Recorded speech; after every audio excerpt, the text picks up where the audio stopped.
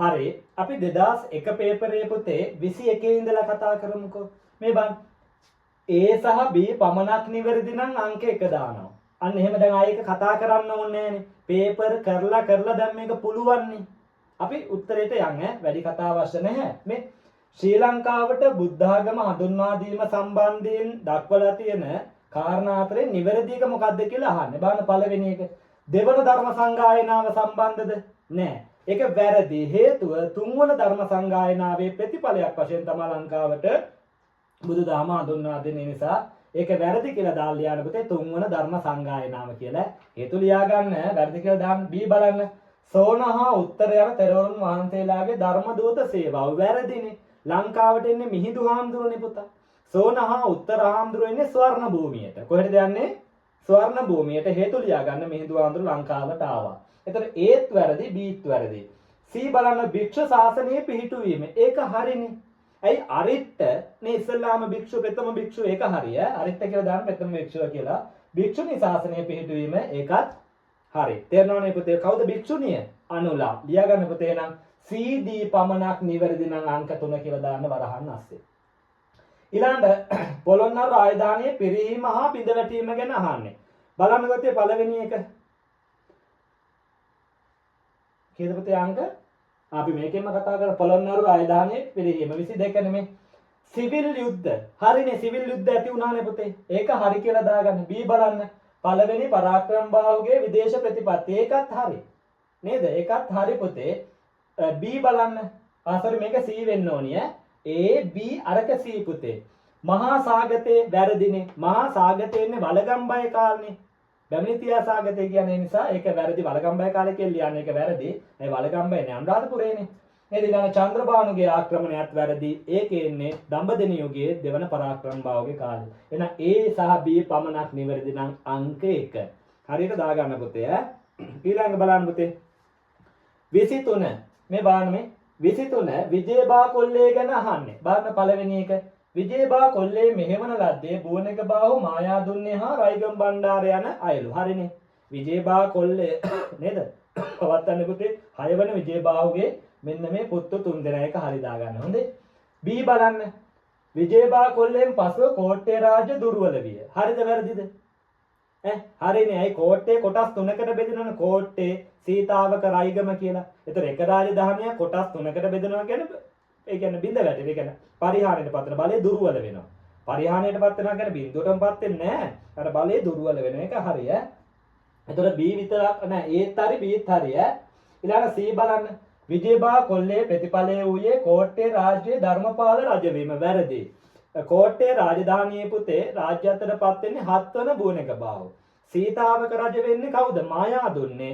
රයිගම රජ වෙන්නේ රයිගම බණ්ඩාර. නේද පුතේ? ඔය ටික ලියා ගන්න. ඇයි 7 වෙනි බුවනක බාහුවගෙන් පස්සේනේ ධර්මපාල රජ වෙන්නේ 1551. නේද? ඒක නිසා මේක වැරදි. හරි ඊළඟ පුතේ බලන්න ඒ කියන්නේ AB විතරක් හරි C වැරදි. බලන්න D එක. විජේබා කොල්ලේට පසුව කෝට්ටේ රාජ්‍ය තුල පෘතුගීසි බලපෑම් වර්ධනය විය.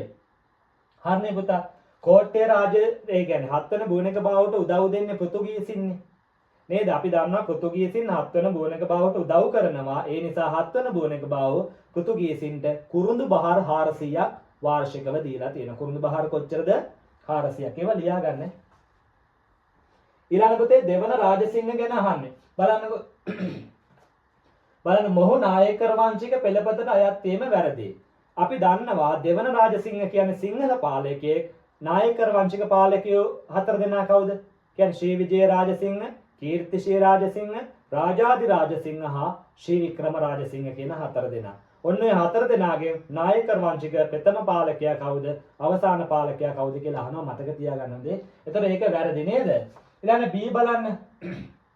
B පෘතුගීසින් ශ්‍රී ලංකාවෙන් පළවා හැරීමට සමත් විය. ඒක හරිනේ. දෙවන රාජසිංහයේ කාලේ තමයි පෘතුගීසින් ලංකාවෙන් පළවා හරින්නේ. කියන්නේ පළවෙනි එක වැරදි, දෙක හරි. ඊළඟ බලන්න මේකේ C කරගන්න පුතේ. උඩරට රාජ්‍ය ස්වාධීනත්වය ආරක්ෂා කරගත්තා. ඒකත් හරි.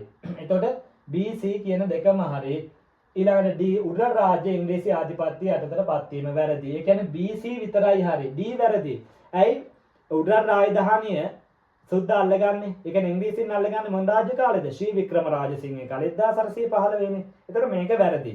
නේද? එතකොට පුතේ මේ බලන්න B සහ C පමණක් නිවැරදි නම් මේ B පා C පමණක් නිවැරදි නම් අංක 2. B සහ C නිවැරදි නම් අංක 2 පුතේ. ඊළඟ 25 18 කැරල්ල ගැන අහන්නේ. මේ බලන්න පළවෙනි එක නායකත්වයේ ගත්තේ කැප්පෙටිපොළ. හරිනේ. මේ 18 කැරල්ලේ නායකයා කැප්පෙටිපොළ 48 කැරල්ලේ නායකයා වීර පුරන්න අපි ඉස්සලා පේපරේත් කතා කරා නේද පුතේ? ඒව ලියා ගන්න. ඊළඟ පුතේ මේ රට පුරා පැතිර ගියේ වැරදි. රට පුරා පැතිර යන්නේ 48 කැරල්ල 18 කැරල්ල පුතේ මොකද්ද?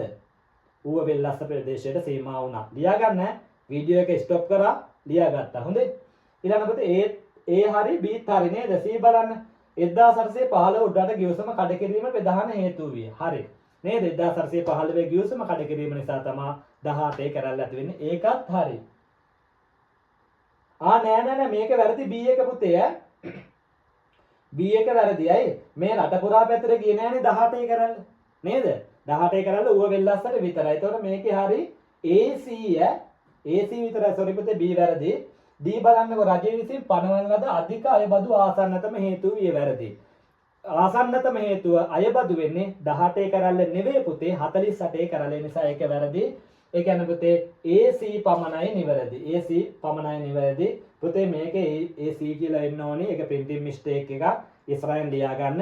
AC පමණක් නිවැරදි කියලා අරකය. තේරුණා නේ පුතේ?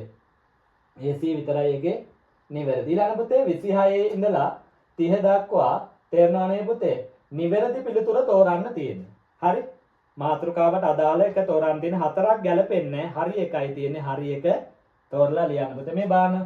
වටදාගේ හේවත් චේතියගරේ ගැන අහන්නේ. අර වටදාගේ කියන චෛත්‍යයට වහලයක් ගහනවා වගේ. ওই තූපාරාමේ තියෙන්නේ. එනම දැන් මේ ගැන අහන්නේ. බලන්න පළවෙනි එක. දැන් මෙහෙමයි. පුතේ වටදාගේ වල හදන්නේ චූටි චෛත්‍ය වලට. පොඩි ඒවට ලොකු ඒවට ගහන්න බෑනේ ගෙවල්. දැන් හිතන්නකෝ ජේතවනාරාමයට මහසෙන් වටදාගයක් හැදුනනම් තාම මේකේ උඩමයි පුතා රීප්ප ගහනවා මහසෙන්. ඒ තරම් ලොකුයිනේ. ජේතවනාරාමේ නේද? ඊළඟ මයි පුතේ අබේගිරියට වලගම්බ ගැහුවනම් චේතියගරය. එහෙනම් තාමත් රීප්ප ගහනවා මිනිහා උඩ. නේද? ඒ නිසා පොඩි චෛත්‍ය වලට විතරයි වටදාගේ වල හදන්න මේ බලන්න පුතේ. පළවෙනි එක තූපාරාමයේ ගන්න පුළුවන් මේ. ඒකේ ජේතවනයේ මහා තූපයයි තියෙනවනේ ලොකු චෛත්‍යනේ. ඒවට නෑනේ. ඒ නිසා ඒක ගන්න බෑ. දෙක බලන්නකෝ. තූපාරාමයේ ලංකාරාමයේ කණ්ඩක චේතිය ඒක හරි පුතේ. අංක 2 උත්තරේ. 26ට 2. 3ට ගන්න බෑ මහා තූපයයි ජේතවනයයි තියෙනවා. 5ට ගන්න බෑ මහා තූපයක් තියෙනවා. අපි ලොකු එක විතරක් කතා කරමු. ආය 4 ගන්න බෑ පුතේ ජේතවනයේ තියෙනවා. තව ඒවා තියෙනවා ප්‍රධාන ටික විතරයි කියන්නේ. ඊළඟ පුතේ බලන්න 27 6 වෙන පරාක්‍රම භාව ගැන අහන්නේ. එයාගේ හරි එක තෝරන්න තියෙන්නේ. කාලිංග මාර්ග පරාජයටපත් කිරීම හරිද? වැරදි. ඒක කරන්නේ දෙවන පරාක්‍රම භාව. ඒ නිසා ඒක වැරදි කියලා දාලා වරහන් ඇස්සේ ලියා ගන්න. දෙක කෝට්ටේ බෙදා වෙන් කිරීම ඒකත් වැරදි. ඒක වෙන්නේ මම පුතේ 1521 විජේබා කොල්ලේ. ලියන්න මොකද්ද? 1521 විජේබා කොල්ලේ. නේ 3 ලංකාව එක්සත් කිරීම ඒක හරි. ඇයි ලංකාව අවසාන වතාවට එක්සත් කරන්නේ 6 වෙන පරාක්‍රම භාව ඒක වැරදි. 4ත් වැරදිනේ. එහෙනම් ඇයි හරි එක 3 නේද? 3 කියලා උත්තරේ දාගන්න. 4 වැරදි. චන්ද්‍රභාවන පරද්දන්නේ දෙවන පරාක්‍රම භාව. උත්තරේ පුතේ අංක 3 හොඳේ. ඊළඟ පුතේ බලන්න 28. 28 මේ බලන්න පුතේ. මුහුදුබඩ ප්‍රදේශවල පෘතුගීසි පාලනය පිළිබඳව අධ්‍යයනය කරන්න පුළුවන් ලංකාධිපත්‍ය නම් පොත ලිව්වේ කවුද? කුවේරෝස්. කවුද මම පුතේ මේ තියෙන්නේ? ලංකාධිපත්‍ය පොත ලියන්න කුවේරෝස්. තේරෙනවනේ පුතේ. ඊළඟ පුතේ 29 ප්‍රශ්නේ බලන්න මේ. පෘතුගීසින් සහ සිංහලයන් අතර ඇති වූ සටන්වල අනුපිළිවෙල දක්වන්න. තේරෙනවනේ පුතේ පළවෙනි එක මුල්ලේරියා සටනේනේ. ඊළඟ දන්තුරේ බලන රන්දෙනිවල ගන්නවරෝ. තේරෙනවනේ පුතේ හතර තියෙන දෙකේ නේද මේ? මුල්ලේරියා දන්තුරේ රන්දෙනිවල ගන්නවරෝ. නේද පුතේ? මොකද මුල්ලේරියාව බලන නේද පුතේ? sorry. දන්තුරේ බලන රන්දෙනිවල ගන්නවරෝ. තේරෙනවනේ පුතේ? අපව කියන පුතේ මොකද්ද? මුල්ලේරියාව 1. ඊළඟ දන්තුරේ ඊළඟ බලන නේද? ඊළඟ රන්දෙනිවල ඊළඟ ගන්නවරෝ. සටන් ටික ලියා ගන්න පල්ලෙහාට පිළිවෙලට. වේගය වැඩිද? පොඩක් ස්ටොප් කරලා ලියා ගන්න පුතේ. හේතුව අර ගොඩක් වෙලා යනවානේ. නැත්තම් මේවා YouTube එකට අප්ලෝඩ් කරද්දි වෙලා යනවා. වෙලා වෙන්නවා. ඒ නිසා තමයි ටග් ගාලා කතා කරන්නේ. හේතුව ඒ පොඩක් ස්ටොප් කරලා ලියා ගන්න. ඊළඟ තමයි පුතේ ශ්‍රී ලංකාවේ ව්‍යවස්ථාදායක සභාවේ උගත් ලාංකිකයා වෙනුවෙන් ඡන්දයෙන් පත් වෙච්ච කෙනා අපි දන්නවා පොන්නම්බලම් රාමනාදම් නේද? ප්‍රථම උගත් ලාංකිකයා කවුද මම පුතේ? පොන්නම්බලම් රාමනාදම්. පාඩම් කරගන්න ඔකත් ගොඩ අවුරුදු වල අහලා තියෙනවා. ඊළඟ තමයි පුතේ 31 ඉඳලා. තේරෙනවද පුතේ? 31 ඉඳලා නොගැලපෙන එක තෝරන්න තියෙන්නේ. බලන්න 31 සංස්කෘත භාෂාව ගැන අහලා තියෙන්නේ. 1 සංස්කෘත භාෂාව බ්‍රාහ්මණයන්ගේ භාෂාව හරි. 2 මහායාන ධර්මයේ වැඩි වශයෙන්ම ලියලා තියෙන්නේ සංස්කෘත භාෂාවෙන්. ඒකත් හරි. ඇයි මහායාන බුදුදහමේ ප්‍රධාන භාෂාව සංස්කෘත, තේරවාදී බුදුදහමේ ප්‍රධාන භාෂාව පාලි වෙනවා. ඊළඟ පුතේ 3 ඒකත් හරි. පල්ලව බලපෑම සම ඒකත් හරි. 4ත් හරි. නේද? ජානකී හරනේ ඒකත් හරි. 5 වැරදි. ඇයි 5 වැරදි? මේතු හිමියන් විසින් ලක්දිවට ගෙනා තේරවාදී ත්‍රිපිටකය සංස්කෘත භාෂාවෙන් නෙවෙයි පාලි භාෂාවෙන්. ඇයි පාලි භාෂාවනේ තේරවාදී භාෂාව, මහායාන භාෂාව තමයි සංස්කෘත. ඒක ලියා ගන්න පුතේ. ඊළඟ මයි පුතේ අනුරාධපුර යුගයේ අනුරාධපුර මුල්ලුගේ රජකම. සෝරි මයි පුතේ. බලන්න පළවෙනි එක බලන්න රජකම උරුමෝයේ මව් පරපුරට අනුව. එහෙනම් ඒකම වැරදිනේ පුතා.